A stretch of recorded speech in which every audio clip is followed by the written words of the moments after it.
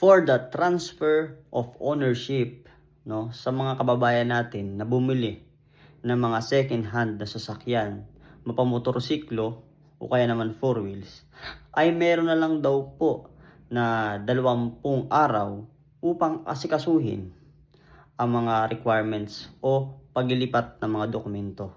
Alright, sa isang banda, isipin po natin, ito ba ay makatwiran o marahil maiisip natin na panggigipit sa ating mga maliliit na kababayan?